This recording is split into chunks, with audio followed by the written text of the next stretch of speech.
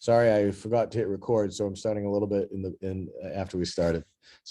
The IB Diploma Program started in 2013. Over the years, the secondary high school leadership team and their teachers have built an incredibly strong program. When you look at our results over the past 3 years, over 88% of our grade 12 students have participated in the IB Diploma Program, and our pass rate is over 90%. These are very strong numbers for a school that allows any grade 11 student and grade 12 student to participate in the IB Diploma, and we're really proud of our students' results. Our MYP program started in 2021, and just so you know, when you're authorized in a program, it doesn't mean that you've fully implemented it. It means that you've made sufficient progress for authorization. This process was led by Ms. Jen, our secondary assistant principal, and the implementation phase is well underway. And then, of course, our primary years program, we've been authorized for 3 years now. Our curriculum is a rigorous curriculum. Our goal is that our students will graduate and be able to attend the university of their choice. Our students, basically about a third go to the United States, a third goes to Canada, and about a third of our students will go to UK and Europe. We do serve students with a wide range of abilities. In the middle school, we have a program for children with mild to moderate specialized learning needs. And in the high school, we can support students with mild learning needs. In addition, both the middle school and the high school do have specialists to support the students who are learning English as an academic language. As I said, we believe in excellence in all areas. It's truly a holistic program, which is complemented by a significant amount of support for student social and emotional well-being. We're proud of the fact that we have 7 counselors for 740 students. It's an excellent ratio, and it's one that's been desperately needed. Schools worldwide had seen an increase in student mental health needs even pre-COVID, and it has expanded since then.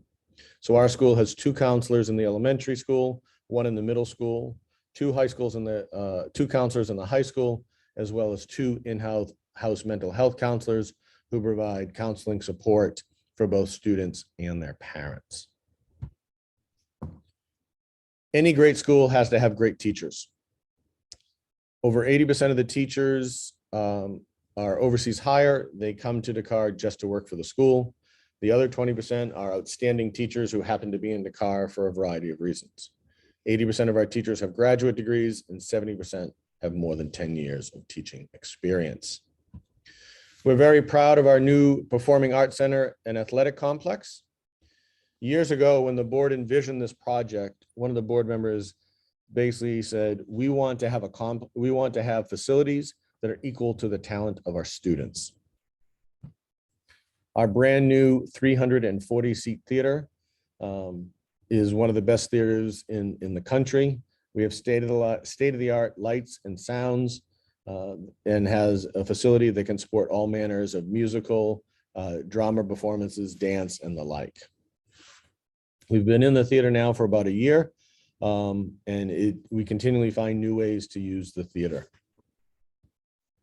Our athletic complex, the centerpiece of it is what we would call a double gym. So it has two basketball, volleyball courts going horizontally, and then vertically a full court that allows the bleachers to be pulled out. And this picture, what you're seeing at the end is basically a glass wall that overlooks the Atlantic Ocean. It's a really cool effect that you can be sitting there playing basketball and watch the sunset over the Atlantic as well. Part of the athletic complex project was the expansion of our pool. It is now a 6-lane heated pool. Swim is part of our secondary athletic program, as well as our after-school activities events. We have a phrase here. It says, once a Jaguar, always a Jaguar, because we are ISD Jaguars is our mascot. This is a warm and welcoming community. It is one that'll be really hard for myself to leave. I can tell you that when you talk to students or parents or staff, that the community is their favorite thing. We're a community. The campus is open to our students and parents after school. Now that we have emerged from COVID mostly, You'll have hundreds of students who will stay after school for sports or just hanging out. The campus is open on weekends. Even today on Saturday, we had a wide range of students and parents here. They may be playing basketball in the fitness room, just hanging out in the shaded areas, going to the library, or being in the pool. One quick final word about COVID, and then I'm going to move on to Mr. Bird. I'm sorry, to Sandy, our incoming director. Currently, we have rolled back almost all COVID restrictions based on the fact that over 90% of our parents and 90% of our staff are vaccinated. A little under half our students are vaccinated, with many more planning on getting vaccinated over the summer. We currently do require masks in the classrooms unless there's an educational need for them not to use a mask. So, for example, if a group of students is giving a presentation in a class, they're able to lower their mask for a period of time. One thing we are telling the whole community is next year, depending upon the circumstances, come August or September, the current plan is that we most likely will be mask optional.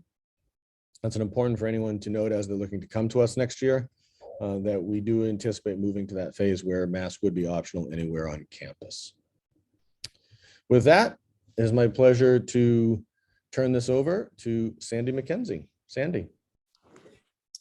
Thank you, Alan. And indeed, you will always be a Jaguar, I'm sure. I am delighted to be following in Alan's footsteps and continuing the great work that has been done by him and by the leadership team at ISD. My own background is that I'm currently sitting in Copenhagen, where I am the director of Copenhagen International School. It's a school that in many respects is very similar to ISD. It's a school that's got a great mission, vision, and values. The vision here is educating champions of a just and sustainable world. And as Alan was describing, we need our young people to become leaders that are going to make this world a better place. And the way in which we believe that we're going to do so is by educating them with the IB programs and with the inquiry-based learning that we have at schools like CIS and ISD. The school I'm at right now is 900 students, 80 nationalities, 3 programs of the IB. So extremely similar in its nature, although a different context to ISD. I've worked in schools around the world. I come from Scotland. I've worked in China. I've worked in Denmark. And I've worked in the United States. And in the United States, I was the head of secondary school at Atlanta International School, also a 3-program IB school. I've visited Dakar. I was lucky enough to be given this role as the director of ISD. I got that job in June, so I was in Dakar a couple of months ago. I will be on campus again next week. And one of the things that I would say about the school is that everybody associated with the school is extremely proud of the community and proud of the school, works really hard to ensure that the school is successful, works hard to ensure it is a warm, welcoming community. The staff are proud of the school and the students are wonderful, and the parents clearly want the community to be a warm, welcoming place for all its members.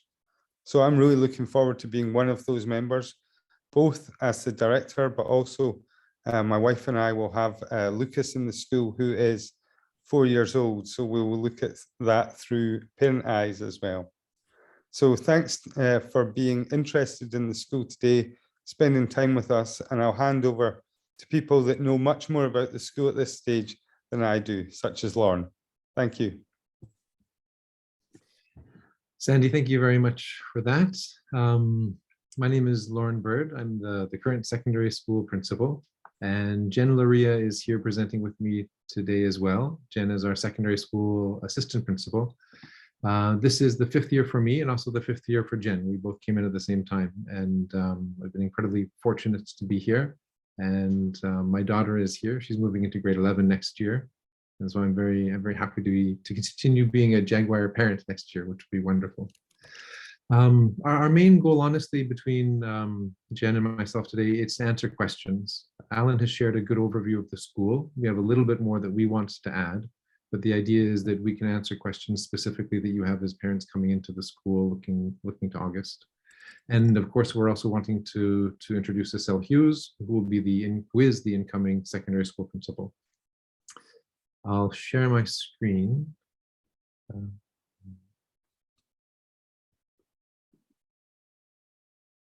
And as we go through, both Jen and I will present. And so we'll share some key information that we think is good for you to know. Again, Jen Lurie is our secondary school assistant principal, and I'm the current secondary school principal. Very important for you to know as parents is that we're driven by values. The decisions that we make day to day, from the whole school leadership to the secondary school leadership teams to teachers in classrooms, it really does need to be grounded by the fact that we're wanting our students to become creative, open-minded, responsible, and show excellence in their academics, in their arts, in terms of athletics, in terms of service learning, becoming leaders. And we do keep those core values in mind as we're moving through. As we've grown into an IB school, obviously the values of the IB are with us as well, and they mesh very well with that of our community, which is one of the reasons why we jumped in and became an IB Continuum school.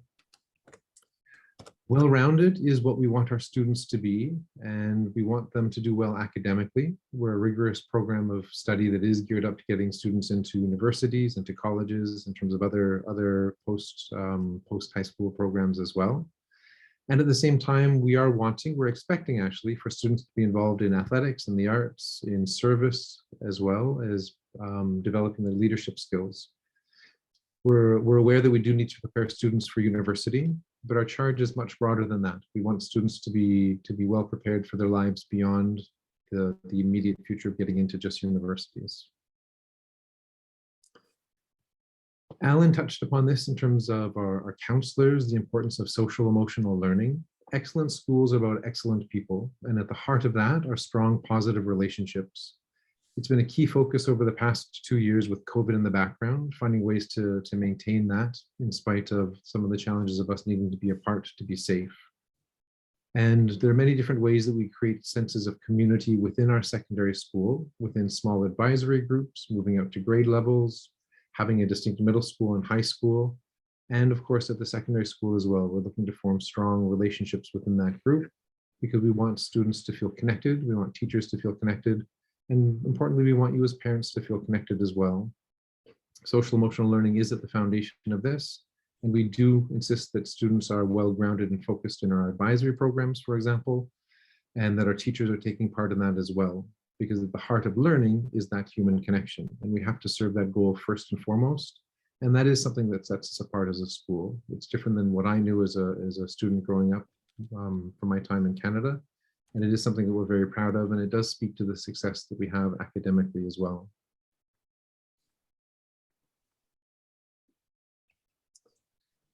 As noted, we are an international baccalaureate school. We have the MYP in place, and we have the diploma program in place, and we've done very well by our students who've gone through the diploma program. And as the middle years program continues to be solidified, it prepares students better and better for their success in the diploma program. Importantly is the idea that the students are at the center of that. The philosophy of education is constructivist, and we're wanting students to learn how to learn. And we want them to realize that they're actually part of shaping that process. In each program are major student-driven independent projects.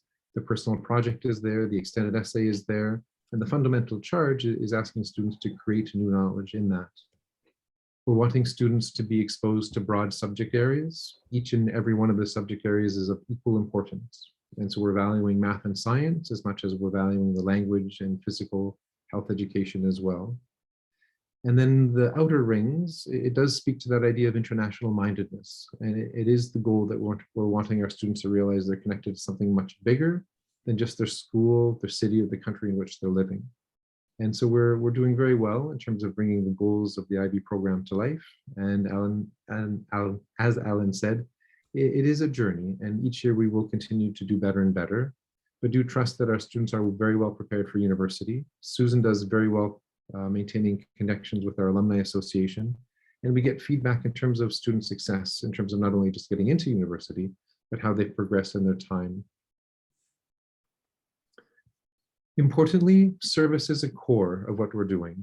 We're learning for purpose in terms of gaining knowledge, of course, and at the same time, we want our students to take the knowledge, the skills, the dispositions that they're gaining to do something with them. We're wanting students to make a difference in the world that they're living.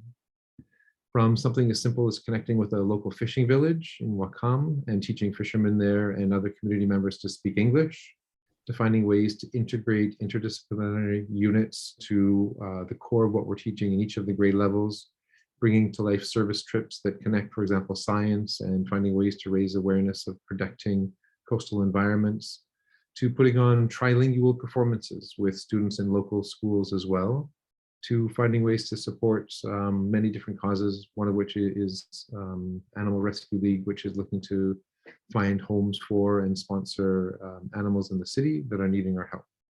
The idea is that we're all involved, from students to the faculty as well, and we're also trying to find ways to pull you as parents in as well, based upon the connections that you have. And then also it's that idea of, rather than an extracurricular program, we have a co-curricular program. We are wanting students to be involved in terms of athletics and arts and things creative. It's part of our CAST program and the diploma program, and it's an expectation in terms of our core values. And so we're purposeful in terms of proactively reaching out and getting students to get involved in sports, to try something new that they're not used to. Jen Luria she's still teaching theater, and she had phenomenal success. I remember 3 and 4 years ago in terms of getting a core group of grade 10 boys fundamentally involved in theater arts. And it made a difference in terms of who they were and how they moved forward in terms of the diploma program and now how they're doing in university. And so we are expecting students to be involved after school as well, in and of itself, but it also forges connections between the adults in our community and the kids, which helps the students do better in class. And lastly, one of the things that we believe in is not having any surprises. It's our charge to know your son, your daughter really well and find ways to proactively work to make sure that they're doing their best. And to facilitate that, there are many different ways that we're in contact with you as parents proactively. There are monthly meetings that we host to let you know about key elements of our teaching and learning. We call them the Secondary Coffee and Learning Meetings. This coming Tuesday, for example, we will talk about approaches to learning. Our counselors have similar meetings in terms of bringing you in and finding ways to help you do the best that you can parenting. Parent-student teacher conferences, of course. Manage Back is our platform for sharing our curriculum, our assessment with you as parents. The JAG Journal goes out on a weekly basis. Our parent-student handbook is there as well. And also, we will reach out to you proactively ahead of anything being truly problematic. So teachers will be in contact with you directly, we'll be in contact with you. And it's different for some parents. We are expecting and needing you to be part of this. And so if you're called into school, it's not necessarily because there is a problem. What we're wanting to do is to find ways to, again, to preempt problems arising. So please do expect communication from us. I think with that is a transition to move into hear from Estelle Hughes. She is our incoming secondary principal, and I think she'll share a little bit about herself. Good afternoon, everybody. Afternoon for me, maybe still a bit morning for you. Very excited to be with you today. I don't know how you feel, but I'm full of joy at the idea of joining one of the most respected and loved school on the continent.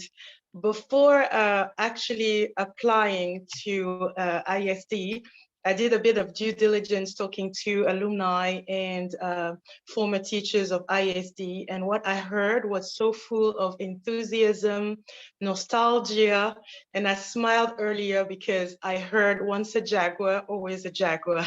So it's something that really is with the community. So let me introduce myself. My name is Estelle Hughes. I come from Cameroon. I have been in international education for around 20 years. Yes, I started very young. I've worked in India, in the Netherlands, in France, and spent a lot of time in Switzerland and in a whole host of African countries when I was leading teaching and learning for the biggest chain of international schools in Africa. But I have to say I'm particularly excited with this new appointment at the International School of Dakar.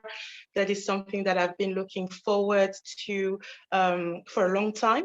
So it's great that this dream came true. So we'll be together starting in September. We'll watch out for each other.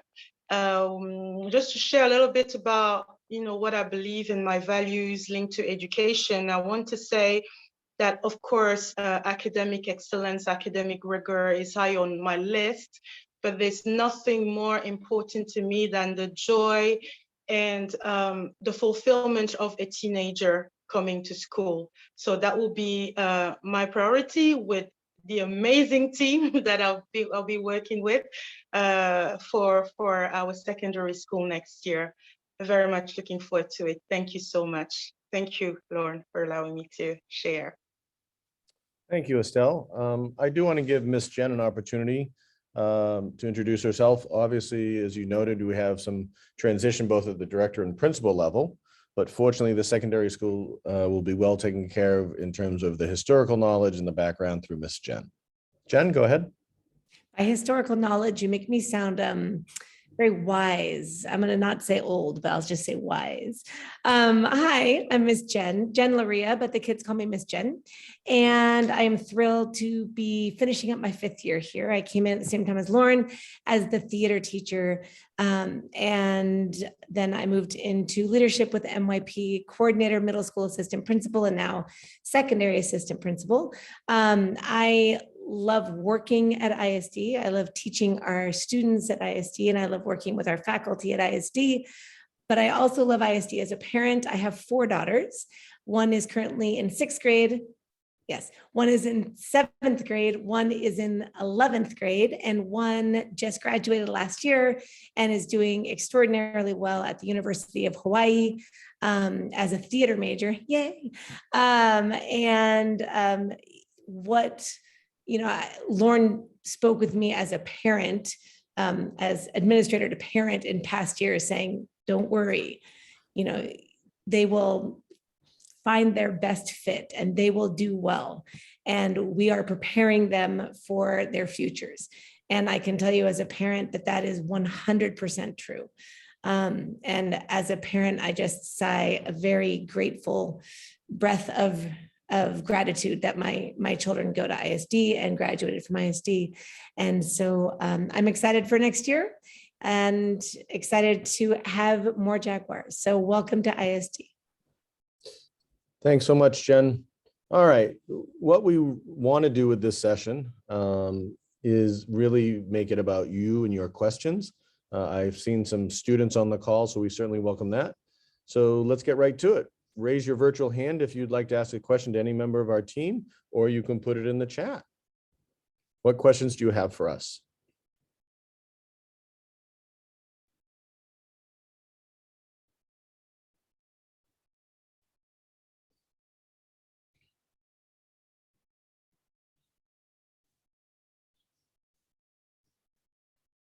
All right, very good. Here we go. Alyssa would like to know, Lorne, can you please speak a bit more about the math curriculum for the middle school and high school, please?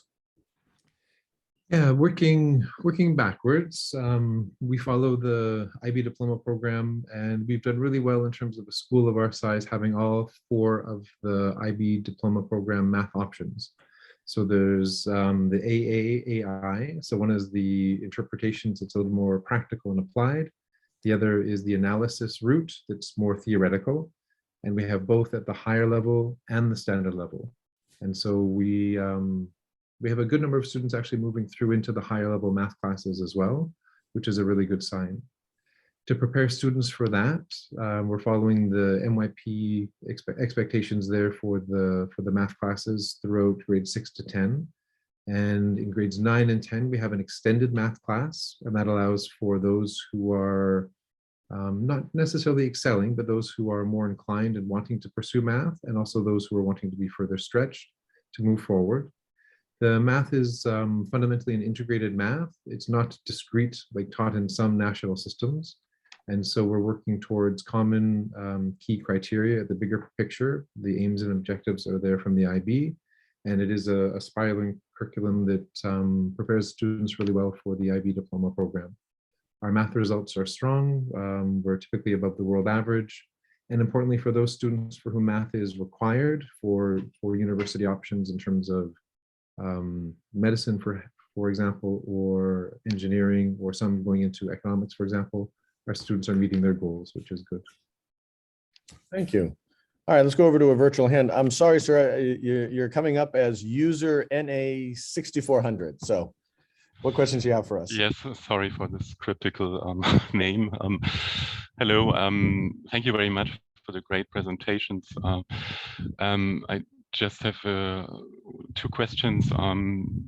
Yeah, first, do you offer some special courses or support to students who may have not yet sufficient linguistic proficiency for the first time? And second question is, I was glad to see you have a 50-meter pool or something. Can parents use it the weekend, for example? Okay, thank you. Great questions. I'll answer the second one first. It's 25 meters, not 50. Sorry to disappoint. But the good news is there is time. Some days in the mornings it's open for families, sometimes in the afternoons, and definitely on the weekends. So that's a big part of our campuses. The parents can come and use it. And that's the pool as well as the fitness room as well. So yes, most welcome to join. In terms of the specialized courses, we do offer support for students who are learning and developing their English language skills. We start in grade 6 and go all the way up to grade 12. We have 3 teachers who specialize in this area to provide the ongoing academic support. So the students, it's a fairly strong program. The interesting thing for a school like ours, over half the students, English is not their native language. And as you know, students going to take a good 3 to 5 years for them to reach equivalent level in terms of academic proficiency, but our students do quite well for that. I'm just going to bounce over to a chat question. Can you please speak a little about the transition from traditional American curriculum to the IB program? I'm going to give my answer, and then we have 4 other great educators who've worked in a variety of programs. For me, one of the interesting things is I got to see them side by side when I was an administrator at the Shanghai American School, because there we offered both an American curriculum and an IB curriculum side by side, relatively unique. I am a convert to the IB curriculum, the middle years program and the diploma program, because it really pushes the students more into real life problems. The inquiry model that we use is basically giving students information that they have to use to pose their own questions and find answers to their questions. It tends to be more connected within it. I think, both programs do provide a level, certainly of rigor. One of the things that is a little bit of a myth is that if you're looking to go to an American university, that an American curriculum is better than an IB curriculum, and that's not really true. The U.S. universities are very well versed in the IB diploma program and do view it at the same level as the advanced placement program. Any other, Lauren, Estelle, Sandy, or Jen want to weigh in on your opinions on that question? Maybe Jen is our MYP coordinator. She might have some good insights there to share. And then after that, I do as well. I would echo what Alan said. I do think that in talking with the students about who have come from an American program into the MYP,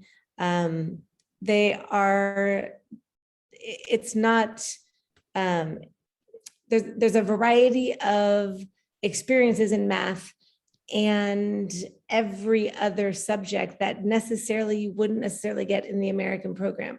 I think that what you learn in the American program traditionally in the public sector in the US, that is included in the MYP and the DP, but to a much larger scale, because we're really teaching you through inquiry and through a contextual understanding, it's not memorization, it's not regurgitation, it's a deeper understanding and breaking apart of of the thinking that goes much farther than just what you're going to learn in, those discrete science and math. And it goes to the interdisciplinary units that we do in the MYP. That is a coming together of lots of different, at least two different classes, if you will, like design and math, or language arts and whatever else. You can combine them, and the thinking that the kids are doing is really pretty phenomenal. And I think that it deepens their understanding to a level that they might not even appreciate at the time, and it just becomes natural for them, and they learn how to learn regardless of the context of it. And for me, I think that that's probably the biggest difference. The content is taught, the content is learned, but it's how it's done, and it's in a much more meaningful way. I have found being in both, I've been in both programs internationally and in the US. And so that's what I've found as an educator in both.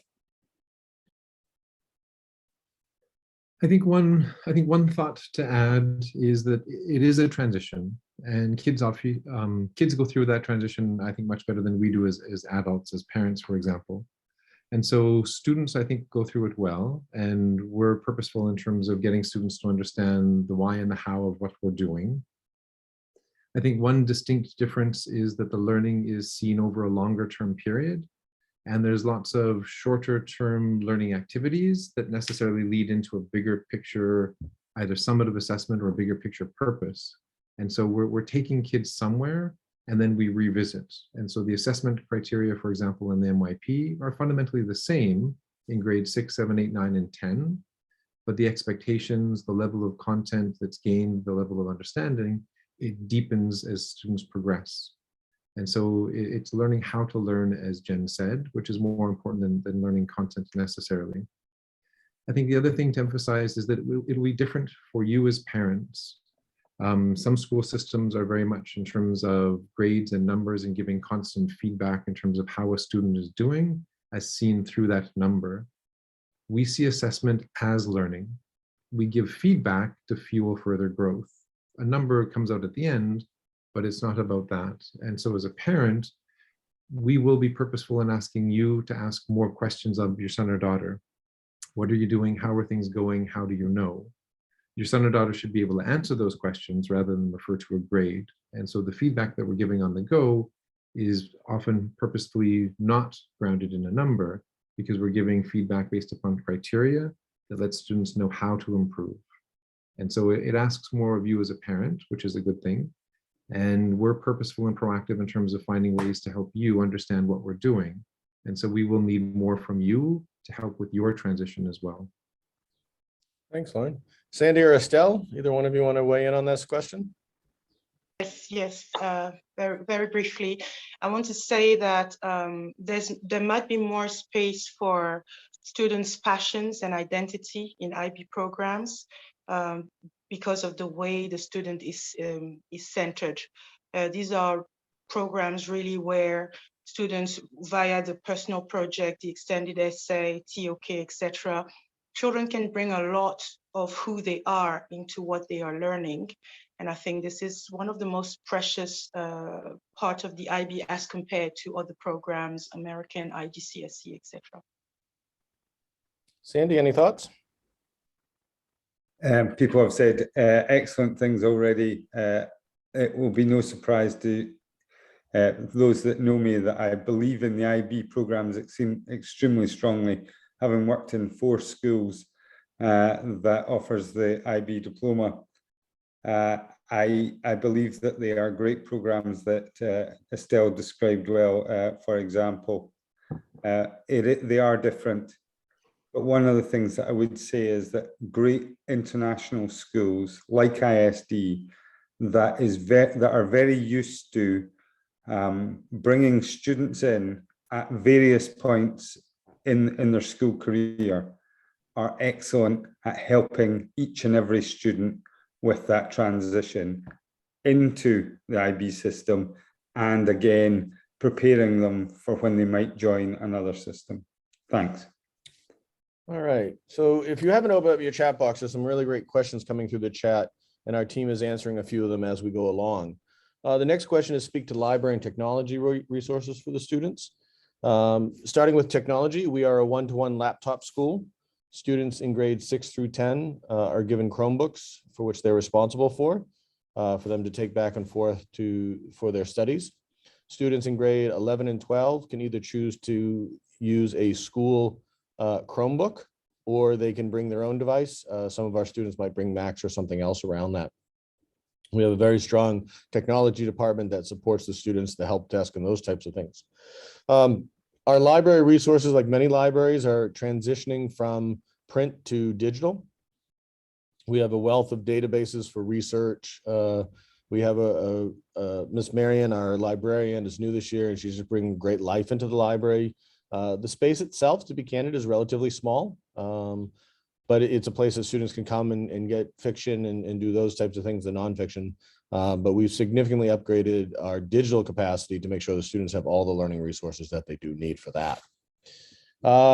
Going quickly through a couple of questions that Jen has answered. We do have a swim team. We do compete. There's a few competitions within the city, but we are part of what's called the West African International School Athletic Activities League, or WASL. And so there is a swimming tournament within that. We have dance teams at elementary, middle, and high school. It's a vibrant program. We have wonderful dance coaches. They're always looking for an opportunity to perform, whether it's halftime at a basketball game or an arts performance, those types of things. I don't know that they've done competitions per se, but it is something that WASL will be looking at.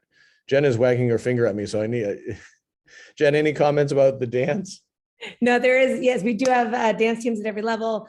And the coach does also have a private dance studio. Her private dance studio does compete. Our school at this point doesn't compete, but they dance at many different events, and they are a highlight to be sure. Mm-hmm. Great.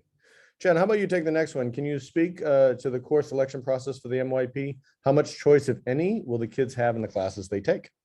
Well, yes, I can. So in the MYP, there's another question from Estelle that asked how many classes.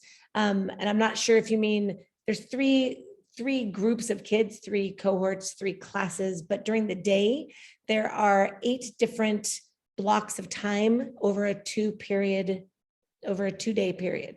So each day a student goes to 4 classes. So that's kind of how it works. In terms of choice for 6th grade, there is not a lot of choice. The classes are fairly set. In 7th through 10th grade, you have a choice in your arts selection, and you have a choice in some of those grade levels between French or Spanish.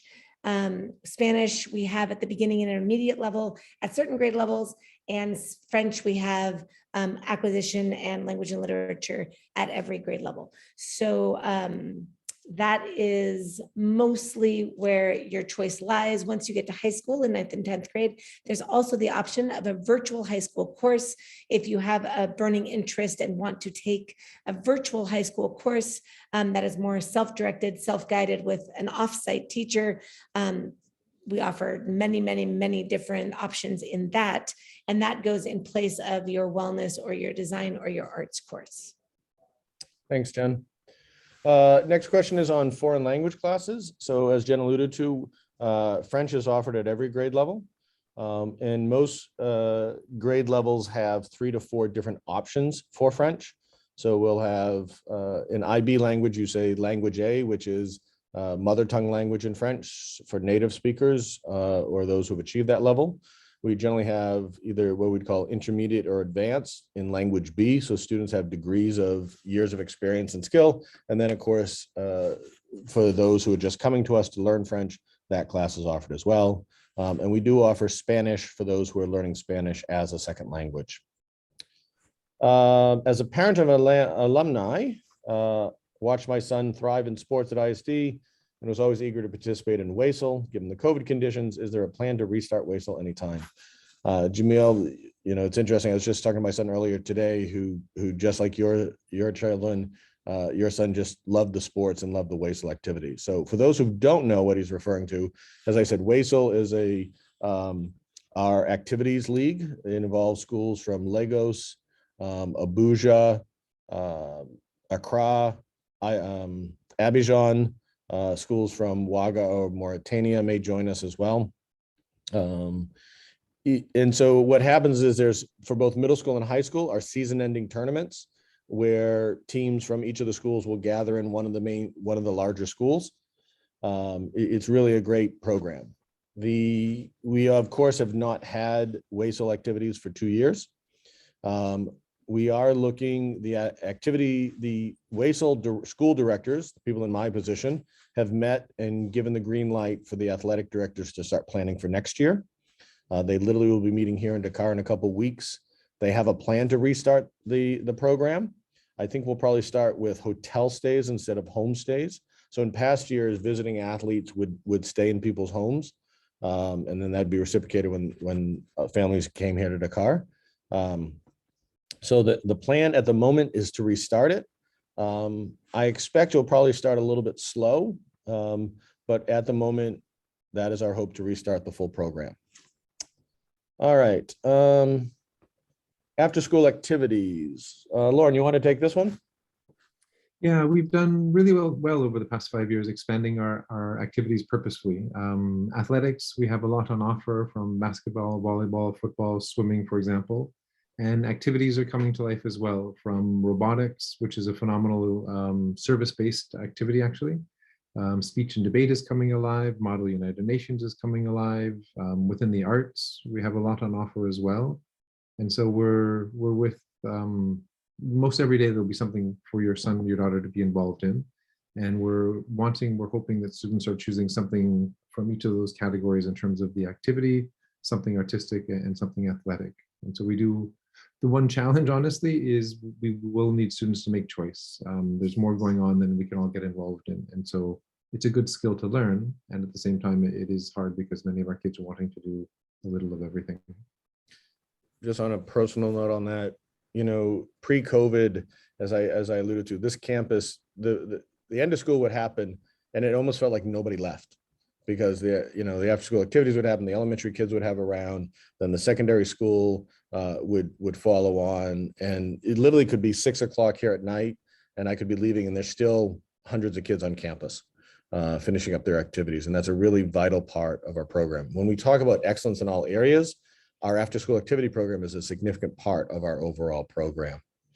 All right, coming down here. Is it difficult for someone coming from a French program to continue his education in ISD? That's such a great question. The answer is it difficult is always a personal one. It depends upon the background of the student.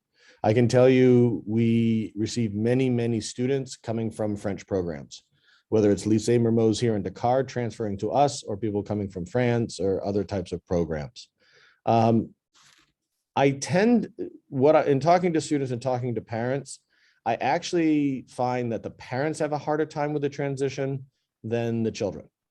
An MYP inquiry-based program is different from a traditional French program. The students have more freedom and are required to question more, which can cause an adjustment for them. Some of the parents do find it frustrating because it's different from their background as they move through it. What I would say is the big part around it is to be really clear to everyone. We are not a bilingual school. We are an English medium school that provides supplementary French lessons.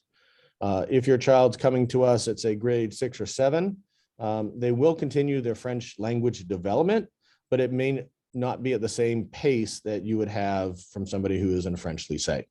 I share that out because we often have times where we have a family where they bring their children to our school, that child's cousins stay in the French system, and then over a couple of years, their French level's a little bit different. And then they get questions from the grandparents on why is this child's French level not progressing as well as their cousins. So I do want to make that clear.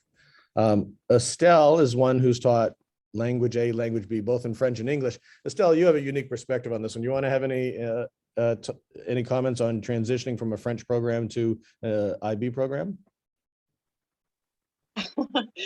This happened to me when I started my career from French university background to the IB directly, and I was being very strict and very by the book. And student evaluations made me change my ways. There is actually a genuine transition between the two systems, and I think le plus grand des bénéfices que l'on va trouver entre le système francophone et le système anglophone, c'est que les enfants vont apprendre dans un système IB qui peut être francophone ou anglophone, à vraiment apprendre, à être plus indépendants par rapport à leur apprentissage, et aussi par rapport, ils vont avoir plus de choix. Il n'y a pas forcément une liste de choses qu'il faut savoir, c'est plutôt comment apprendre à mieux savoir. C'est, je pense, cette posture qui change de la tradition anglophone à la tradition francophone. Mais comme disait Monsieur Mackenzie tout à l'heure, j'ai envie de dire que avec le degré d'attention que reçoivent les élèves dans l'école, cette transition se fera de manière douce, je pense. Merci. Merci, Estelle.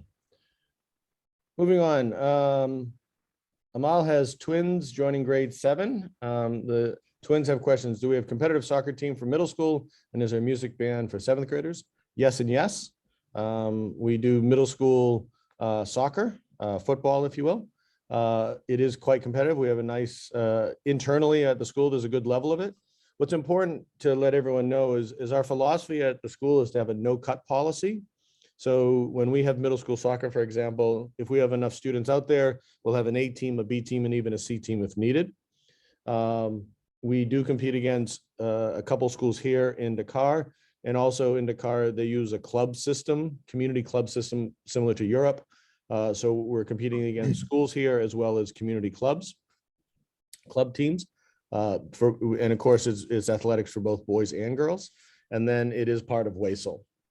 We do have band. We have band is taught as part of the music program and is also an after-school activity program. And so students can develop in band as well. Catherine asked, do you offer marimba? And I'm actually ignorant on this. Jen, that's a dance? Oh, okay. Thank you. Drumming. All right. What can the school offer talented students who already exceed their grade level? Lorne? Yeah, it's a really good question. One of the things inherent in the MYP is the nature of assessment. It's asking for, it's demanding differentiation. And one of the ways that we frame it is the assessment tasks that we're designing for students. They have a low entry level at a minimum and are meant to be without ceiling. And so a given assessment task that we're working for across any and all subjects will allow students who are needing support, access, and for those students who are wanting to move forward and go further and beyond, it will provide that as well. There are some times that some students are truly above a grade level, if you will, and in some of those ways, we found ways to move students forward. And so, for example, this year I know Jen working with the schedule, one of her challenges has been to try and find a way to get one of our, for example, 10th grade students into a 12th grade math class. And so we do have exceptions like that. But by and large, the very nature of our MYP program allows for the extension that's within that given grade level range. All right, thank you. What do art courses look like for the junior senior students? Those participating in the IB diploma program get to choose from visual art, theater, and film. IB film is a really dynamic class for those who want it. It is just sort of a pause on this one here, and there may be, I'm going to give a question that people haven't asked. Our students your children are not required to participate in the full IB diploma program. So many of our students do. Some students take what we'd call IB certificates. So they may be taking without doing the full diploma program, they may be taking, a sample of courses at different levels. And when the students are taking certificate levels, there may be chances of taking multiple art courses. Will students have opportunity to take music instrument lessons? We do not offer individual instrument lessons here on campus. There are some teachers in the community. And I think Jen wrote on some of those things there. We do have piano, we do have guitar and some of the other pieces. It is not offered out as part of our program. All right, do incoming 11th graders need to select classes for the 2-year IBDP? And what options do you have at this level? Lauren, why don't you take this one? Yeah, the short answer is yes. The longer answer is for the students who are coming into grade 11, the counselor, the DP coordinator will either proactively reach out to you now ahead of arrival, or for those families who are coming in August, then we'll arrange dedicated meetings in person for you so that you as a family can work through and make those course selections. It's a function of where you're looking towards university, the subject choices that will lead into the university options as well. But that is something that that you will. In terms of the options, there are 6 subject areas. The first is classically English. Second language, it can be French, it can be Spanish, studying a mother tongue as well as possible. Group 3, we have economics, history, and psychology. Group 4, we're doing well. We've added in sciences. We have chemistry, physics, biology, and now we have environmental systems and societies. Group 5 is the math, and group 6, one option is to take the arts, one of film, visual arts, or theater arts, or students can double up on a science or double up on a language or triple up on a language effectively, or they can move forward and they can double up on the humanities, the group 3 INS. Thank you very much. All right, the chat's blowing up a bit. What does a typical day for a 6th grader look like? Jen provided some notes in there. The biggest thing is 4 classes per day. It's called a block schedule, about 75 minutes per class. There are breaks between period 1 and 2. Between period 2 and 3 is a 50-minute lunch time. What's interesting about our school is even our middle school and high school kids still have recess. They won't call it recess, but they still have recess, which is always good fun. So they have a chance to eat, and then they'll play basketball, they'll play football, they'll play volleyball, they'll hang out with each other, they'll chase each other around. I've seen that from grade 12 to grade 6. Give them a chance of a break. And then between period 3 and 4, there's also a small break within that. We do have advisory lessons, and there is a morning JAG Connect. All right. Sports days, yes, we definitely do. In middle school, Jen, do you want to talk about the house system and some of the other house activities? Yeah, absolutely. And actually, I'm fresh off of the middle school social. We had the middle school social last night. It was pretty awesome. High school kids were chaperoning with some teachers, and we had over 125 middle school kids dancing on the courts, and then in their gowns running out and playing capture the flag, and then running back and dancing. It was fun, was had by all. We also have, now that we're coming out of COVID, we can have these events again, and one of which is field day. And so we actually have field day in 2 weeks. The way we do it in middle school is that it's built around the house system. We have 3 houses, which are 3 of the principles of Taranga. And so there's yellow and red and green, and very fun team building cross grade level activities throughout the year. Every Wednesday next year, we have house group activities to start out our Wednesday mornings, and they're really fun. They're competitive, but more than competitive, they're team building activities. And the field days that we have for middle school are built around those house groups. It's a great time. In high school, we also have field days.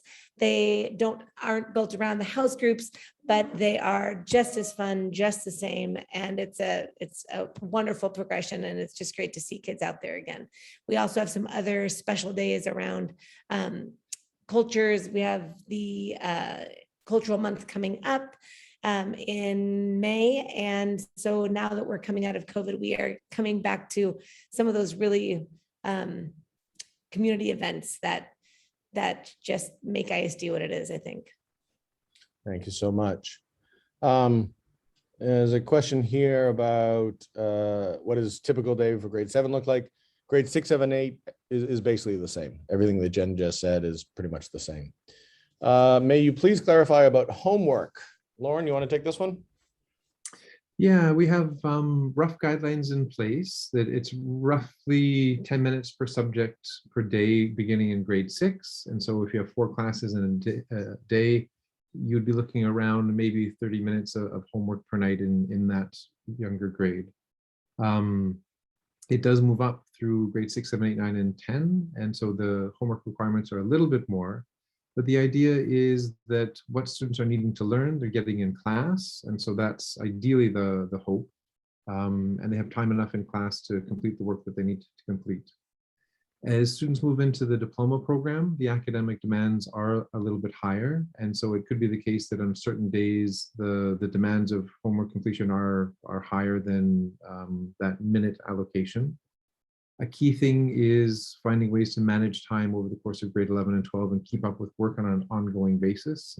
And we do well in terms of preparing kids over grades 9 and 10 for what is coming in grade 11 and 12 so that that transition is not too great, if you will. But we definitely have homework and we're trying to make it manageable. We get data every year and often students think it's too much and parents think it's not enough. And that probably suggests that we're doing right. All right. There's a question here. After finishing education at ISD, do you have any facilities for university affiliation? If so, can you specify which ones? Rainham, I'm not sure of your exact question. If you want to unmute yourself, is the question, do we have staff to help our students apply and get into universities around the world? Or is your question, are there external universities who are connected directly to ISD with facilities on ISD? Do you want to just unmute? Hi, how are you? I hope that you are all fine. Yes. I am Mr. Ramlawi, the father of my daughter. I want this year to be in your school. I'm trying to make all the process for this admissions. My real question now, I want to know, after finishing education for the students, can you have any connection with universities outside to be affiliated with their new program that they want, and which countries they can be admitted exactly, because your program, English program, is specified for some countries, not for all countries, as I think. Okay, thank you. That helps me. Okay. So let me give you a little bit of a global overview. So we have 2 high school counselors for approximately 200 students. Miss Yolanda and Miss Lisa are 2 veteran international counselors who have experience in helping students move to universities all around the world. In our, I'd say in round numbers, roughly 1/3 of our students go to US universities, 1/3 to Canadian universities, and 1/3 to universities in the UK and Europe. In the chat, Caitlin has put in our high school profile so you can see where our students go. Our students have gone into a wide range of places all around the world. It's the beauty of the IB diploma program is that it's accepted in most countries in lieu of a national program. Our graduates have gone into universities, for example, in Korea, in Japan, South Africa, India, Pakistan. I think it is an important question to work closely with the university counselors. So when you come in, the counselors, each child is assigned a counselor. They generally start with some light work on universities in grade 9. It's ramping up in grade 10. Spring of grade 11 is the start of the process, with a lot of work being done in the first semester of their grade 12 year. But like I said, if you look at the list of universities where our students have been accepted to, it can give you the sense of the range of that. Our students tend to be very successful into getting to the universities of their choice. And the main reason we went to an IB diploma program all those years ago was to expand the options for our students. Lunch and food. Let's see here. Let me go up here a little bit. So the start of the school year, let me talk about that. It is August 18th.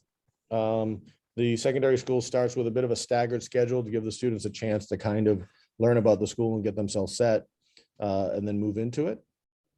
Typically, prior to the 18th, if you have some flexibility when you're arriving, is certainly to have your students here early enough to do any last placement tests that they may have to do, And they do have an orientation day on the 17th for all grade 6 students, and then new students grades 7 through 12. That happens on the 17th. We start with the 18th, and then we're off and running. Cafeteria, we do have a food service provider, has a couple of different hot meals every day and a collection of sandwiches and salads and those types of things. Students are also able to bring their own lunch. When does school usually start and when does it end? Grades 7 and 9. So all of secondary has the same timetabling. Lauren, why don't you give us the times for that? Yeah, classes begin at 8:30, and the first 10 minutes of the day is there for JAG Connect, and classes run through 3:25. And so we're a fairly standard day in that sense.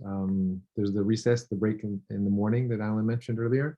And then lunch, we have a good time for lunch. One of the reasons why is we want students to engage in activities. We want them to have downtime, for example, as well. It's a time for teachers to meet with kids. That's an important part of that as well. And then after school activities typically begin pre-COVID. We had a chunk of time for students to have a snack, get work, get help with work as well. And then the after school activities typically began, I think at 3:50 or so. Great. We didn't mention this. Some of you, I know I've seen from the earlier call, the elementary and secondary school start and end times are slightly staggered. The reason for this, so the elementary school starts at 8:10 and finishes at 3:10. The reason for this is to stagger for traffic reasons and traffic flow on campus.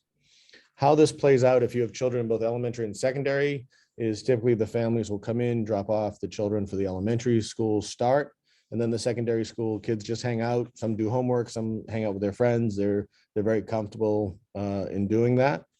Then at the end of the day, what we generally recommend is if both sets of children are going home at the same time, the elementary children are properly supervised, they're hanging out with their classmates, they're fine, and then you basically come to pick up your child based on the secondary time. We made this move at a parent's request just because the traffic can be an issue, and when we stagger it out, it makes it go smoother. Having said that, now that we have a resumption of full after-school activities, the afternoon traffic is much eased up quite a bit because a lot of the kids are staying after school. All right. Oldest child's grade 9, select classes, and they get to pick their arts preference. In the past couple of years, due to COVID and cohorts and bubbles and all that type of stuff, that we lost some of the chances for choice, but we're going full-blown choices for next year.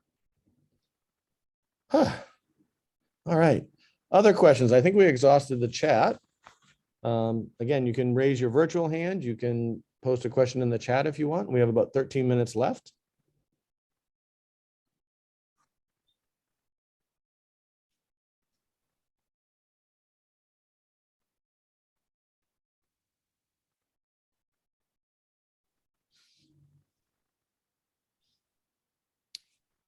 What you're seeing is we're displaying our teacher wait time. I don't see a question. Again, just as a parent and on a personal note, this is a community where people are known. Your people know your students, and it's from administration to your counselors to the teachers, but also our staff. Our support staff, who are mostly almost all Senegalese, really get to know the kids, whether in the afternoon or in the morning, helping with drop off or pickup or connecting with them with the cleaners. We have a phrase or a motto, "On est ensemble." We're all in this together, and that truly extends all across within it. So it's do know that your child will be known by people here. As Lauren alluded to, if there are issues coming up, that something's going on academically or with friends or socially, emotionally, there are support for you. Your first stop often is your child's counselor. Get to know them. If you have questions or concerns, Miss Jen, Estelle are there for you as well. All right, a couple more questions. What stationery does we need for child in grade 7? The school provides all basic necessary paper, pens, all that type of stuff we provide. You know, a lot of middle school, high school students in particular have favorite pens or organizers or those types of things, which is fine for you to do. But we basically have all the necessary supplies here. What percentage of the student body transitions every year?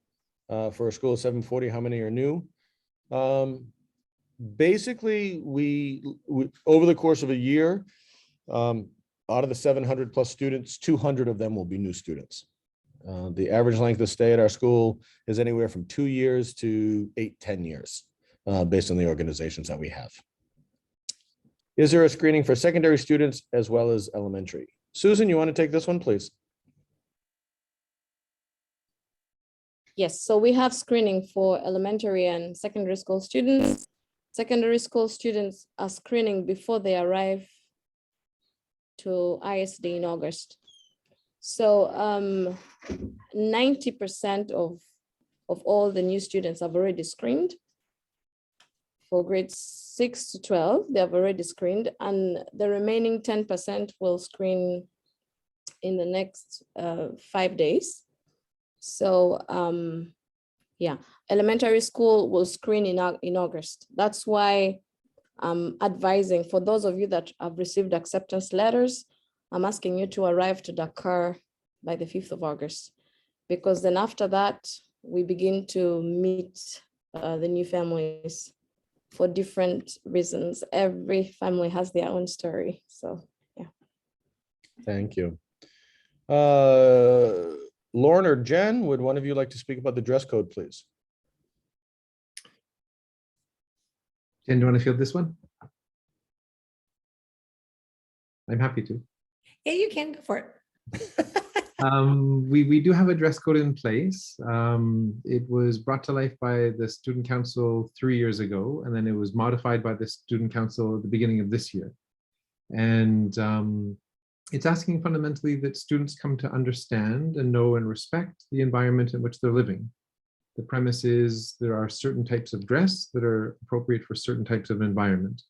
And that ranges from dressing appropriately in physical education to dressing appropriately in a science class to dressing appropriately for the city in which we're living. And so students are guided by principles. We have a few basic requirements there, but the fundamental premise is that we're going to trust students to make the right decisions. If there are issues in terms of what a student has chosen to wear, there's a conversation that's there with a counselor. And the idea is proactive education in terms of the choice that was made and how to find ways to make better choices. If a poor decision is continued, then it could get referred on to someone like, for example, Jen or the Dean of Students to follow up with you as a parent to help you get involved in making sure your son or daughter is making appropriate decisions for what they're wearing. But fundamentally, we're seeing the dress code as a way for kids to exercise their good judgment. Thank you, Lorne. Do you offer the IB program in every grade in high school, and will you arrange the IB test? We offer the middle years program for grades 9 and 10, the IB diploma program for grades 11 and 12. Our wonderful IB diploma coordinator, Wendy Gifford, makes all the arrangements. We offer the IB exams on our campus. This week, they actually started last week right above my head in the conference room right above us. But all of that is taken care of from our perspective. Lorne, if you could share, do we organize SATs and related university exams? Yeah, we do have the SATs. We have sittings throughout the year, and they're open to the broader community, but it's typically our student body who are engaging in them. And so we let you know as parents, the counselors, the high school counselors work with students in terms of some test prep. We have excellent online resources that we refer to people to prepare to get ready for the SAT exams. We don't offer the ACT. We had an investigation a few years back and decided to move forward with the SAT. But fundamentally, the main decision point for getting into university for those students graduating from our school is the fact that they're in the diploma program, and then their DP results are primarily there. Thank you. Susan, this one's going to be for you. For a family arriving If it's not possible for them to arrive by August 5th, as you noted, if they're coming closer to the start of school, please advise what other options there are for us arriving with an incoming elementary and secondary school student if they're coming in closer to the start of school.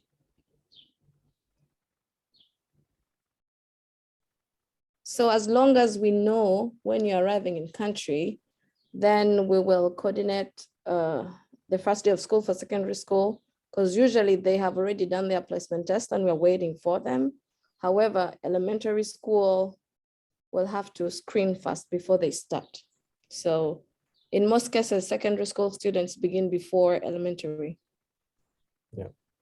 Alyssa, to that point, you know, I think the key is if you, many of you or some of you don't have a choice of when you can arrive. Your organization tells you when you can arrive. And so within that, we understand that and we'll do the best. It is rare if you're literally to show up at, say, the 17th to start the next day on the 18th. If you're coming in mid-August, it may delay the start of when the students can start school. If you're here, you know, earlier in the week on the 18th, that Monday, we generally can make things happen. So, you know, once you know your specific dates, do communicate directly with Susan. I'll put her email address in the chat box, and so that she can give you the best information. Next one again is for Susan. Is that just want to check if the results or acceptance of the students are already assessed and out, and if not, when should we expect to hear about that? Susan? All math placement results are ready to be emailed to parents.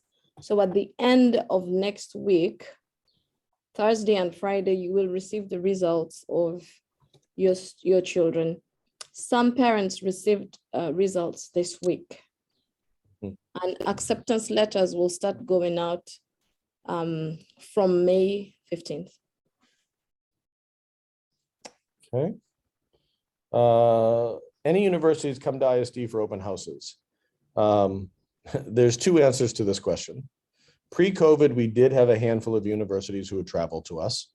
Not many, but we did have some. Pre-COVID, we did a lot of virtual connections, things like this with universities that would organize this. Obviously, during COVID, it was all virtual, and they've been proved to be relatively effective because it allows our students to have contact with more universities. So we'll see how travel picks up and see if more people want to come through. But I do believe the virtual connections with universities have been effective for the students. We're coming down to the end. We have a few more minutes left. We could probably take one or two more questions.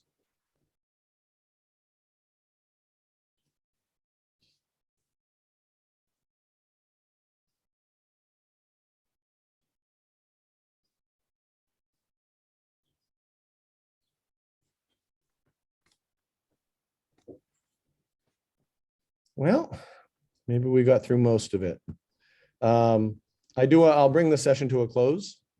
With my closing note is that while Lorne and I are transitioning out to new adventures, I can tell you that we're absolutely thrilled. The community is absolutely thrilled to have Sandy come in as director with his wealth of experience in the IB program, his work with kids, working with private schools in the States and international schools around the world. One of the key parts for his selection, of course, was to maintain the high degree of connectivity with the parents, continuing the development of our IB program, as well as continuing our efforts around diversity, equity, and inclusion. And that's why Sandy was picked. We're thrilled to have Estelle Hughes join us. As I alluded to, she has a tremendous experience as a teacher in multiple levels, working for many years in Europe, as well as across Africa, and to bring into her level of experience for us. And of course, they have Miss Jen to continue on with us in her experience. And she basically was promoted from within and has the double lens of both being an ISD parent as well as an ISD teacher and then administrator. So you'll be extremely well cared for. It's an exciting time for ISD as they move into the new chapter of the school. I'm sorry I won't get to meet you in person, but we're really excited to welcome you to our school As I said, as a father, I was incredibly pleased with the education my children got. And 8 years ago, when I was looking for a position, the choice of a high school, in particular secondary school, was equally as important as my job, and we could not have been more pleased. So with that, our tradition is when we close these sessions is for you to turn on your camera and just say goodbye to everybody. And with that, we'll bring it to a close and say thank you so much for attending. Take care now. Thank you, thank you, thank you. Thank you. Thanks, everybody. Very informative. Bye, everyone. Thank you. Thank you. Thank you very much. Thank you. Bye. Thank you. Thank you. Looking forward to it. Thank you too. Thank you. Bye. Thank you. Bye. Thank you. Bye. Bye. Bye. Thank you. You're welcome, Fatu. You're welcome, Fadilu. You're welcome, Fatu. You're welcome.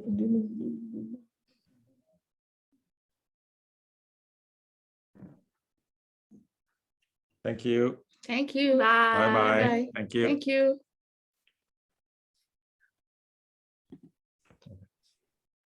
You're so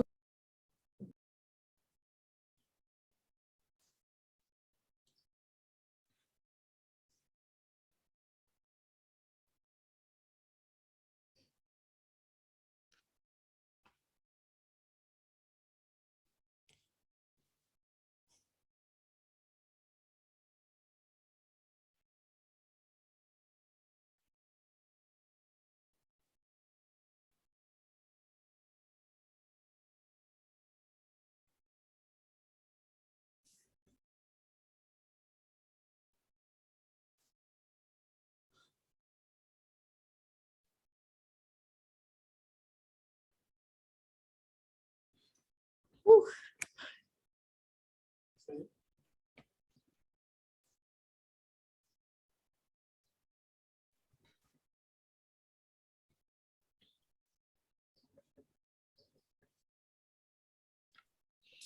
Hey, Alan, stop the recording.